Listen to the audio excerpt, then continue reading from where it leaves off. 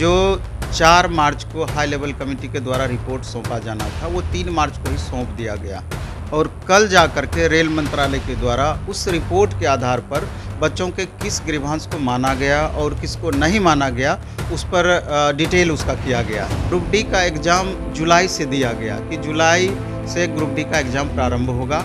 हाँ, ये चीज़ किया गया कि एग्ज़ाम की गति को बढ़ाने के लिए कि हम जल्दी जल्दी कैसे एग्ज़ाम ले लें, उसमें 2-3 तरह की बातें बोली गई। एक तो बोली गई कि इस बार का जो एग्ज़ाम होगा वो ओवरऑल ना हो करके आरआरसी वाइज होगा, यानी कि जितने भी अलग अलग रेलवे रिक्रूटमेंट सेल हैं वही अलग अलग एग्ज़ाम कंडक्ट करवाएंगी। तो बच्चों को ये इसमें इस बात को लेकर के परेशान है कि इतना दिन हम वेट किए, फिर हमको जुलाई तक वेट करना पड़ रहा है और जुलाई के बाद पुनः उसमें अच्छा खासा समय लग सकता है। तो इस लेकर के बच्चे परेशान हैं कि एग्ज़ाम कैलेंडर से रिलेटेड जिस तरीके से एसएससी अपना एग्ज़ाम कैलेंडर देती है, यूपीएससी अपना एग्ज़ाम कैलेंडर देती है, स्टेट पीसीएस एग्ज़ाम कैलेंडर देती है, तो रेलवे अपना एग्ज़ाम कैलेंडर क्यों नहीं देती। पिछले 8-10 साल पहले की बात आप कर रहे हैं, प्रत्येक साल रेलवे की वैकेंसी आती थी। उसके बाद क्या हुआ कि 2 साल का बीच में गैप होने लगा, फिर उसके बाद 3 साल का बीच में गैप होने लगा और फिर अभी जो वर्तमान पोजीशन है 3 साल से ऊपर हो चुका है, लेकिन अभी पुराने ही वैकेंसी को क्लियर नहीं किया गया है। तो नई वैकेंसी की बात ही आप छोड़ दीजिए, मे बी कि 4 साल से भी ऊपर चला जाए। एक तरीके से सरकार का ये पंचवर्षीय योजना का टाइप हो गया है। कोई प्रोटेस्ट के लिए प्रोत्साहित भी नहीं किया था, सेल्फ बच्चों के द्वारा ये किया गया प्रोटेस्ट था। इस बात का प्रमाण है वहाँ पर कि जो उसमें नेता खोजा गया, एक भी नेता उसमें छात्र नेता नहीं मिला। तो क्या वो बच्चे मर्डरर हैं? किस तरह का गुनाह वो बच्चे किए हैं? और जहाँ पे अभी उन बच्चों को रखा गया है, कोई अच्छा आदमी तो रहता नहीं है, तो गलत आदमी के संपर्क में रह करके तो कहीं ना कहीं उसका डायरेक्शन भी तो गलत हो सकता है। बताया जा रहा है कि नाला सफाई करवाया जा रहा है। हाँ, जो कल सीतामढ़ी से गार्जियन आए थे तो उन्होंने बताया कि अभी समस्तीपुर में जेल में जिन बच्चों को रखा गया है उनसे नाला तक सफाई करवाई जा रही है। तो गवर्नमेंट को भी बात समझनी चाहिए। उनसे हम हाथ जोड़ करके करबद्ध प्रार्थना करते हैं कि वो बच्चे भी आप ही के बच्चे हैं, तो उन पर आपको निश्चित रूप से उनके करियर को बनाना चाहिए, आपको ना कि करियर को बर्बाद होने देना चाहिए। नमस्कार, आप देख रहे हैं लाइव बिहार और मैं विभू कुमार झा।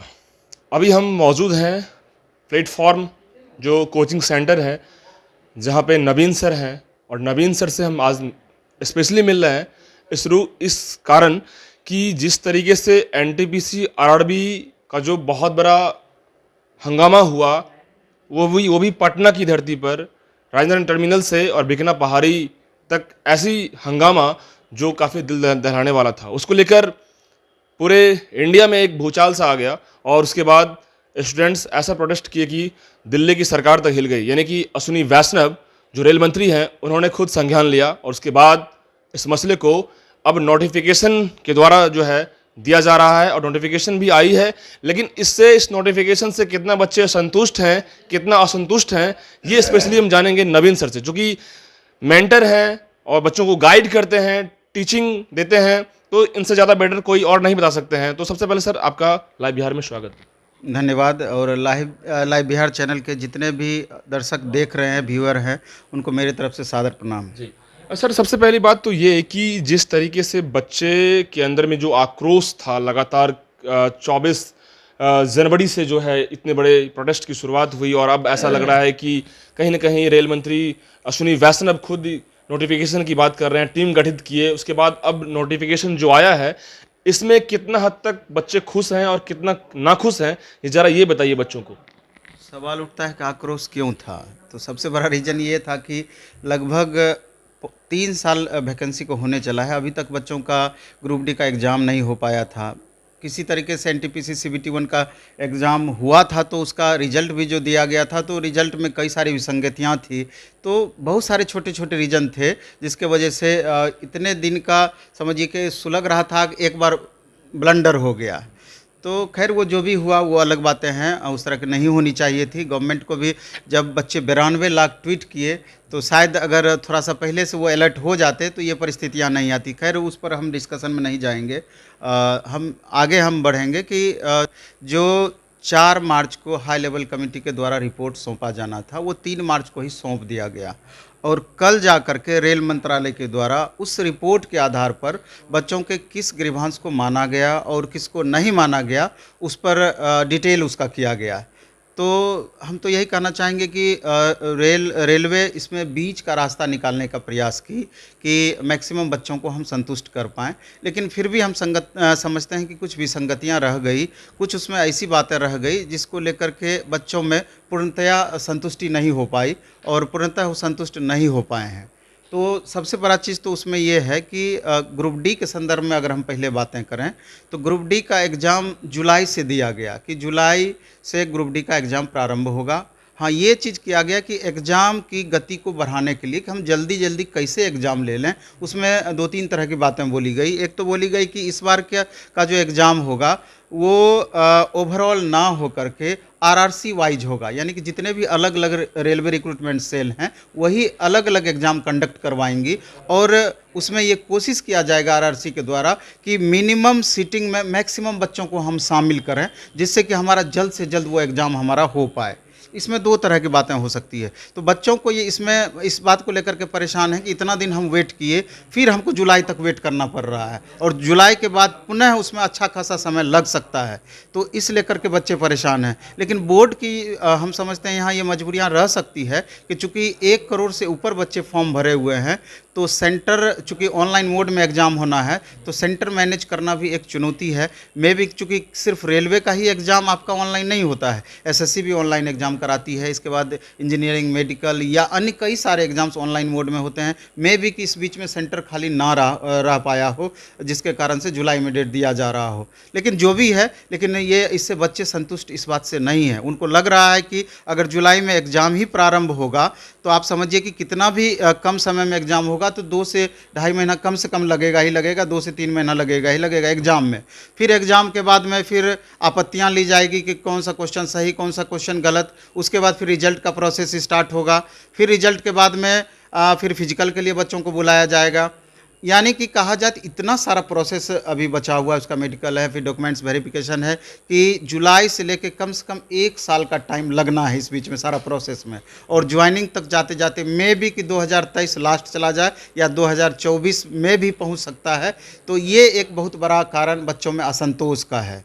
इसके अलावे भी हम पहले नेगेटिव बातों पर ही चर्चा कर लेते हैं, तब फिर हम पॉजिटिव बातों पे आएंगे, क्योंकि पॉजिटिव बात पहले सारे बच्चे सुन रखे हैं और नेगेटिव बात वो सुनना ज़्यादा पसंद करते हैं कुछ मामलों में।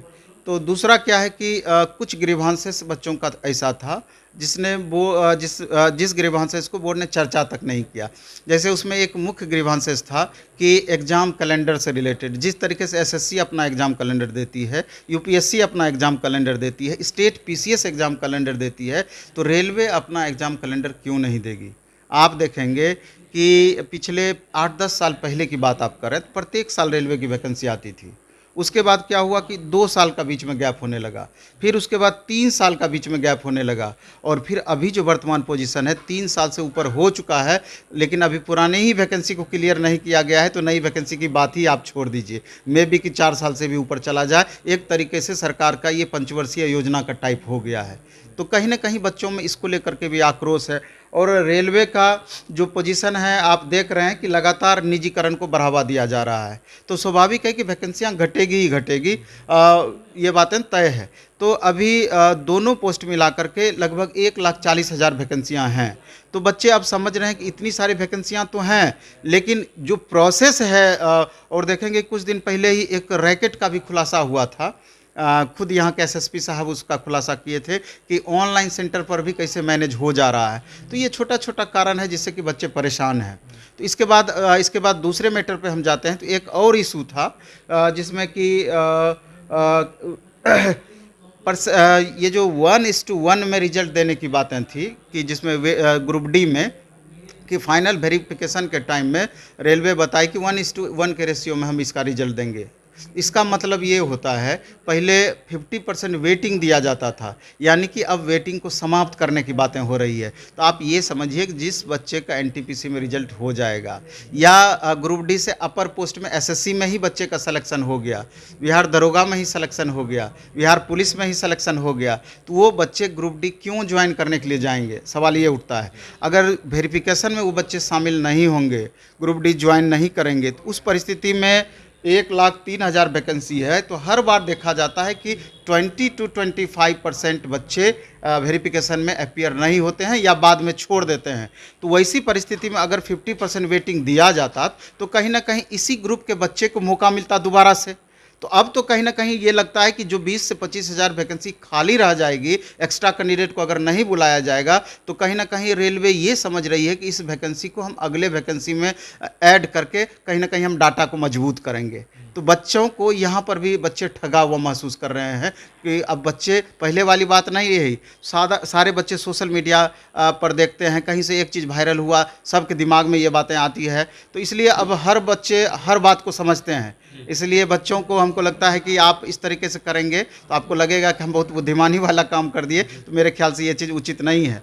इसके बाद एक लैंग्वेज वाला इशू था, जिसकी भी चर्चा इसमें नहीं की गई है। लैंग्वेज वाला ये इशू था कि खास करके हिंदी भाषी क्षेत्र के जितने भी बच्चे थे, जैसे बिहार हो गया, उत्तर प्रदेश हो गया, झारखंड हो गया, मध्य प्रदेश हो गया, छत्तीसगढ़ हो गया, तो यहाँ के बच्चे क्या किए थे कि फॉर्म भरने वक्त ही उसमें लैंग्वेज का एक ऑप्शन लिया जाता है।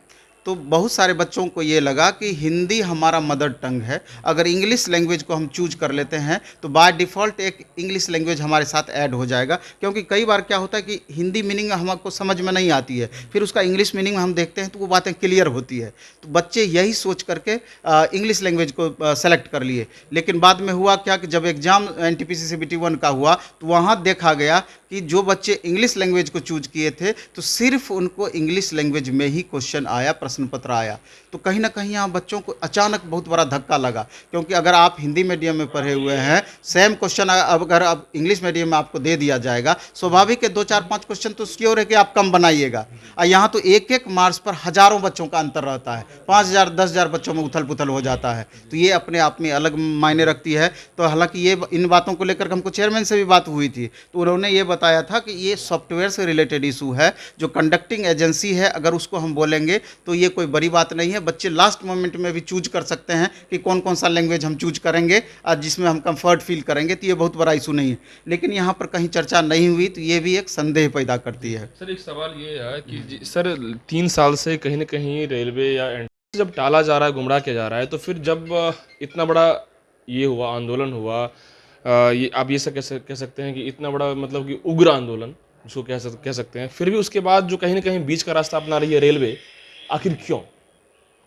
एक्चुअली में देखिए, जैसे एग्ज़ाम कैलेंडर वाली बात थी, तो उसमें रेलवे के द्वारा अनऑफिशियली ये बातें कही गई कुछ अधिकारी के द्वारा कि जैसे अभी 2 वैकेंसी आई है, एक लेवल 1 की ग्रुप डी की, दूसरा NTPC की। तो दोनों वैकेंसी में 1 करोड़ प्लस बच्चे फॉर्म भरे हुए थे, और दोनों वैकेंसी को पूरा करने में जो हम एग्ज़ाम ले रहे हैं, एक एक एग्ज़ाम लेने में लगातार 100 से ऊपर सीटिंग में एग्ज़ाम हो जा रहा है, करीब 5 से 6 महीना लग रहा है, दोनों मिला के साल भर का टाइम लग जा रहा है। और अगर 1 लाख वैकेंसी हम निकालें अथवा 10,000 वैकेंसी निकालें प्रत्येक साल, तो बच्चों की संख्या उतनी ही रहेगी, सारे बच्चे फॉर्म भरेंगे। तो पता चलेगा कि रेलवे कंप्लीट एग्ज़ाम ही कंडक्ट कराने में रह गई, दूसरा काम ही रेलवे का नहीं हो पा रहा है। अनऑफिशियली उनका ये तर्क था, जो कि मेरे ख्याल से बिल्कुल भी जायज़ नहीं है। आप संसाधन बढ़ाइए, सारा कुछ बढ़ाइए, इसमें बच्चे क्यों सफ़र करेंगे? एक प्रश्न ये उठता है कि आप अभी 3 साल लगा दिए एग्ज़ाम लेने में, तो क्या जब अगली वैकेंसी निकालेंगे आप, तो 3 साल का बच्चों को एज में ग्रेस देंगे? वहाँ पर आप क्या आप देंगे एज में ग्रेस? नहीं, वहाँ पर कहेंगे कि हमारा एज लिमिट ये है, यहीं तक 30 साल एज अपर एज लिमिट है, आपका एज समाप्त होता है, आप वंचित रह जाते हैं। आप देख लीजिए ना कि जो बच्चे रेलवे की तैयारी करते हैं, अगर 3 साल में उनको अगर एक बार एग्ज़ाम देने का मौका मिला, गलती से उनका सिलेक्शन नहीं हो पाया, तो फिर 6 साल तक उनको बैठना पड़ जाएगा।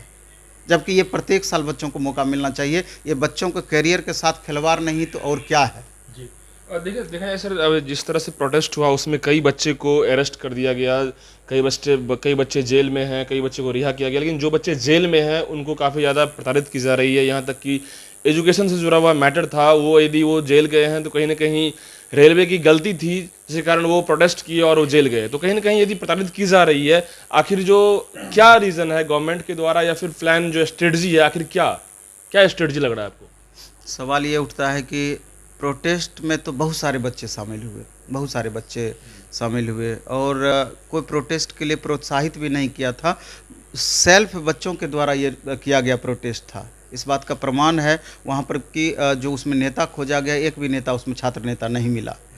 तो दुर्भाग्य उन बच्चों का रहा कि प्रोटेस्ट में तो इतने सारे बच्चे गए, लेकिन कुछ एक बच्चे उसमें पकड़ा गए।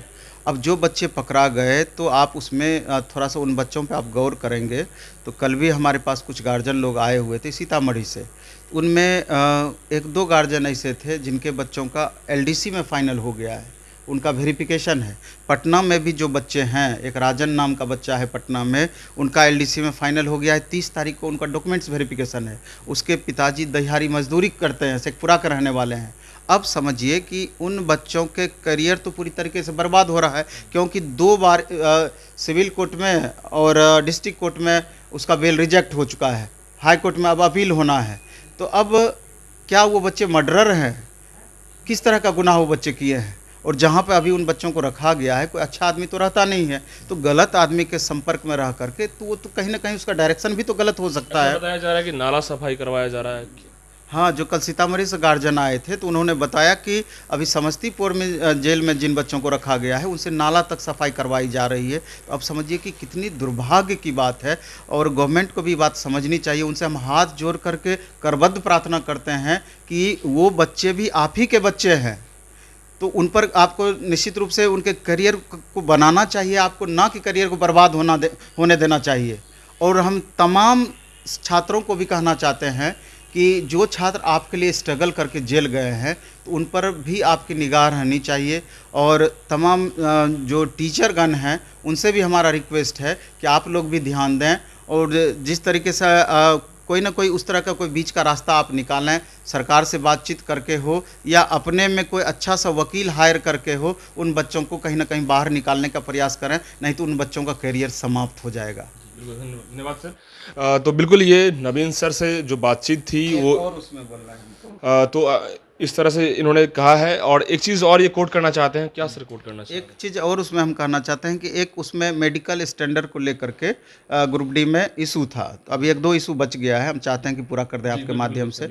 मेडिकल स्टैंडर्ड को लेकर के इशू था कि मेडिकल स्टैंडर्ड को जो अपग्रेड किया गया था, तो इस बार ये सफाई दी गई रेलवे के द्वारा, उसमें कहा गया कि इंडियन रेलवे मेडिकल मैनुअल के अकॉर्डिंग ही वो चीज़ इम्प्लीमेंट होगा। तो इसका मतलब ये होता है कि नोटिफिकेशन के टाइम में जो मेडिकल स्टैंडर्ड था, तो वही मैनुअल में भी दिया हुआ है। तो इसलिए बच्चे यहाँ पे कंफ्यूज ना रहें, पूरी तरीके से इस बात को मान लें कि जो हमारा नोटिफिकेशन के टाइम में था, उसी बात को रेलवे भी मान रही है। दूसरा एक परेशानी वाला बात ये है कि एनटीपीसी सीबीटी 2 का जो सेंटर इतनी दूर दी जा रही है, तो अब सवाल ये उठता है कि जिन बच्चों का 2 लेवल में रिजल्ट हुआ है, 3 लेवल 4 लेवल में रिजल्ट हुआ है, और ये बोर्ड के द्वारा बताया गया है कि बच्चों का एग्ज़ाम जो होगा संबंधित बोर्ड के रीजन में ही होगा।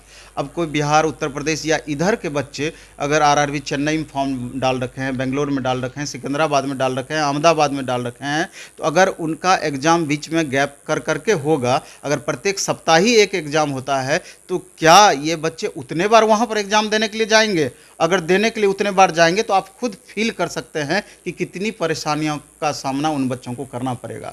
इसलिए इन बातों को भी संबंधित बोर्ड ध्यान दें और बच्चों के इस प्रॉब्लम को भी सॉर्ट आउट करने का प्रयास करें। सर एक मसला ये भी है कि ईडब्ल्यूएस से कई बच्चे कन्फ्यूज़न में रहते हैं कि जो आर्थिक रिजर्वेशन की बात आती है कि इसमें कई बच्चे पहले क्या था कि वो नहीं क्लियर कर पाते, बना नहीं पाए थे, लेकिन अब तो लोग अवेयर हो गए हैं बच्चे, इसको अब जो है गवर्नमेंट सपोर्ट कर रही है। बिल्कुल सपोर्ट कर रही है, इसमें बहुत उदारतापूर्वक इस बात को गवर्नमेंट एक्सेप्ट भी की है, और उन्होंने यहाँ तक कह डाला है कि अगर आय प्रमाण पत्र भी आपका लेटेस्ट बना हुआ है तो उसको भी हम मान लेंगे। तो इसके लिए तो बोर्ड को हम धन्यवाद कहना चाहेंगे कि बहुत उदारतापूर्वक उन्होंने इस बात को एक्सेप्ट सर किया। एक लास्ट मैसेज, जो भी बच्चे बिहार में खास करके पटना में लाखों की संख्या में बच्चे पढ़ाई करते हैं, एनटीपीसी आरआरबी की तैयारी में हैं और तमाम कंपटीशन की तैयारी में करते हैं, उन बच्चों को क्या मैसेज देंगे जो इन परेशानियों से जूझे और 3 साल से इन्होंने कई सारे समस्याओं को फेस किया, अब वो किस रूप में तैयारी करें, कैसे उनकी स्ट्रेटजी हो, क्या कॉन्फिडेंस लेवल हो, ये क्या मैसेज देंगे? हम यही मैसेज देना चाहते हैं, बहुत ही अच्छा प्रश्न आपने किया है, कि आप बिल्कुल भी परेशान ना हों। बोर्ड को जो करना था वो बोर्ड की, और आपके चाहने या हमारे चाहने से बहुत ज़्यादा परिवर्तन नहीं होना है। जो आपके जिम्मे है, आपके हाथ में है, वैसा काम आप कीजिए।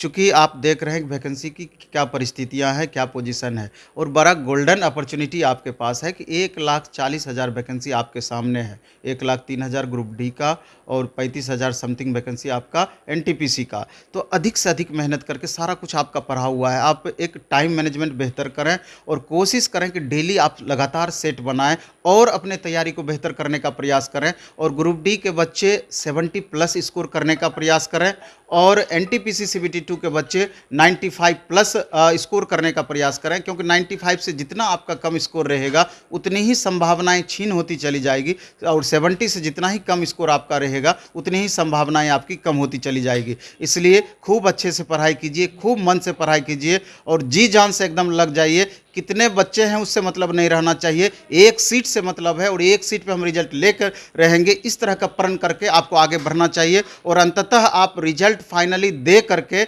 अपने माता पिता की भी 5 साल 10 साल आयु बढ़ा सकते हैं और जो भी आपसे रिलेट आदमी हैं आपको क्या खुशी उनको होगी आप खुद इसका अंदाज़ा लगा सकते हैं। और जब भी आप अपने माँ बाप का चेहरा देखेंगे ऐसे ही उत्साह आपका दुगुना हो जाएगा। इसलिए थोड़ा सा भी डिमोटिवेट ना हो और आप अच्छे से पढ़ाई करते रहिए और ये आप प्रण कर लीजिए कि इस बार हमको रिजल्ट लेना है। चलिए धन्यवाद। तो आपने सुना कि जिस तरीके से नवीन सर से मैंने सारी चीज़ों के बारे में जानकारी इकट्ठा की, जो कि लाखों बच्चे पटना में पढ़ाई करते हैं और लगातार एनटीपीसी या आरआरबी की बातों से परेशान थे, यहाँ तक कि इन लोगों को फ्रस्ट्रेशन का शिकार होना पड़ा और तब जाके उग्र आंदोलन किए थे। लेकिन अब ऐसा रेलवे का भी कई सारे नोटिफिकेशन आए हैं जिसकी वजह से छात्र आश्वस्त तो हैं, लेकिन नवीन सर जिस तरह से कहे कि सारे नोटिफिकेशंस को जब एग्जीक्यूट किया जाए तो बीच का रास्ता रेलवे ने अपनाया है, लेकिन फाइनली अभी भी बहुत सारी कमियां हैं, खामियां हैं, जिसकी वजह से अब बच्चे अब जो है वो पहले वाले नहीं रह गए। उनको पता है कि क्या क्या परेशानियां अभी भी है, लेकिन फिर भी नवीन सर ने जो मैसेज दिया है बच्चों को, लास्ट में उन्होंने कोट किया कि आपके लिए एक सीट महत्वपूर्ण होता है और आप तैयारी जिस हिसाब से करते हैं उस हिसाब से लगातार करते रहें और अपने आप को मनोबल को, अपने कॉन्फिडेंस को हमेशा आगे बढ़ाते रहें। चूंकि कंपटीशन होता है, कंपटीशन में यहाँ बच्चे तमाम बिहार के कोने कोने से आते हैं, इवन की बहुत दूर दराज से आते हैं, तो ज़रूर अपना ये कॉन्फिडेंस लेके चलिए कि हम मेरा एक सीट काफ़ी है और एक सीट के लिए हम फाइट करेंगे और फाइट करने के बाद वो हमारा सीट यदि हमारे जिम में आता है तो हमारी जो भी परेशानियां, हमारे मदर फादर के, हमारे परिवार से जुड़े जो समस्याएं हैं, 5 साल जो भी बातें थी नवीन सर के द्वारा, मुझे लगता है कि आप लोग आश्वस्त हो गए होंगे। जितने भी तमाम बच्चे हैं बिहार के कोने कोने से जो सुन रहे होंगे, जो देख रहे हैं, जो लाइव बिहार से जुड़े हुए, जो इस वीडियो को देखेंगे, वो बच्चे, मुझे लगता है कि जरूर वो कमेंट बॉक्स में भी कमेंट करें कि आखिर जो नोटिफिकेशन अभी फिलहाल आया है और जिसको लेकर जो लोग बच्चे तैयारी कर रहे हैं उनके अंदर में मनोबल हमेशा आगे बढ़ता रहे। तो इस रिपोर्ट में इतना ही। आप बने रहिए लाइव बिहार के साथ, तब तक के लिए धन्यवाद। लाइव बिहार यूट्यूब पर सब्सक्राइब और फेसबुक पर लाइक जरूर करें।